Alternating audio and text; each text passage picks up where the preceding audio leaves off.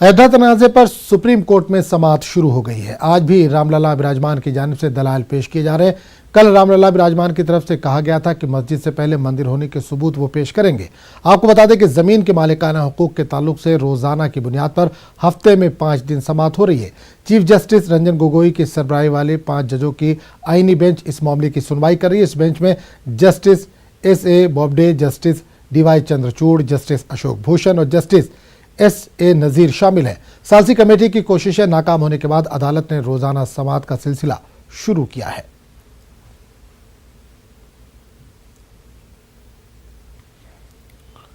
और इस पूरे मामले पर बात करने के लिए हम सीधे रुख करेंगे दिल्ली का, जहां से हमारे नुमाइंदे सुशील पांडे इस वक्त जुड़े। सुशील, अयोध्या मामले पर आज भी सुनवाई जारी है, क्या कुछ चल रहा है कोर्ट में इस वक्त? जी देखिए, आज हम साफ तौर से राम जन्मभूमि मामले पर सुनवाई शुरू हो गई है।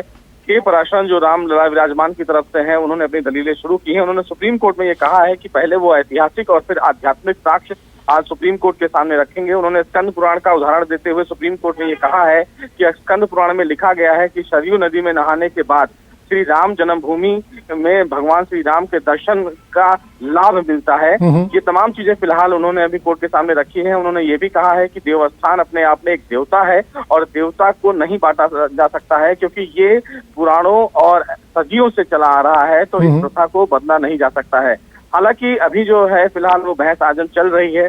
देखना यह है कि रामलला विराजमान की तरफ से और क्या ऐतिहासिक और आध्यात्मिक साक्ष्य संविधान पीठ के सामने रखे जाते हैं और क्या रामलला विराजमान अपने इन फैक्ट से सुप्रीम कोर्ट को ये संतुष्ट कर पाता है कि बाबरी विध्वंस के दौरान जिस तरह की बातें सामने आ रही हैं, वहां पर प्रभु श्री राम की जन्मस्थली और प्रभु श्री राम का ही स्थान था या फिर नहीं।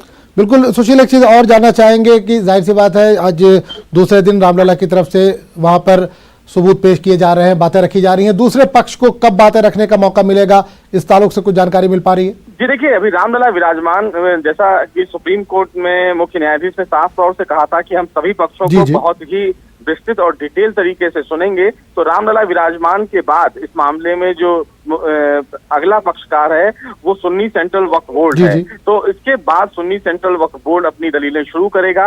राजीव धवन फिलहाल उनकी अध्यक्षता कर रहे हैं सुन्नी सेंट्रल वक्फ बोर्ड की तरफ से, तो वो फिलहाल अपना पक्ष रखेंगे। लेकिन कल जब सुनवाई हुई थी आजम और रामलला विराजमान की तरफ से इलाहाबाद हाईकोर्ट के ऑर्डर को पढ़ा जाने लगा उनके द्वारा, तो राजीव धवन ने इस पर आपत्ति जताई। राजीव धवन ने कहा कि हाईकोर्ट के इस फैसले को पढ़ने का कोई मतलब नहीं है, ये मामला कहीं लंबा ना खींचा जाए। तो चीफ जस्टिस ने राजीव धवन को टोका।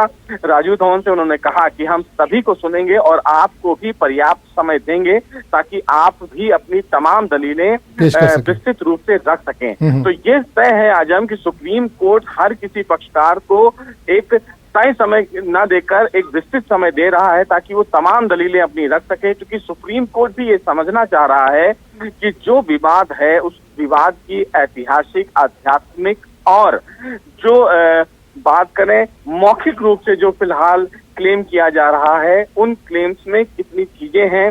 रामलला विराजमान बार बार ये कह रहा है कि इलाहाबाद हाईकोर्ट ने जो टाइटल डिस्प्यूट को ऑर्डर किया था वो 3 भागों में बांटा गया, जबकि ये सिर्फ रामलला विराजमान को ही दिया जाना चाहिए था।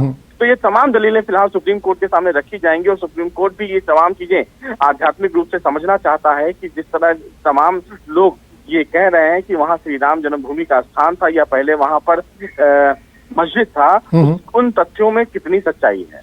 चलिए सुशील, बहुत बहुत शुक्रिया इस तमाम जानकारी के लिए।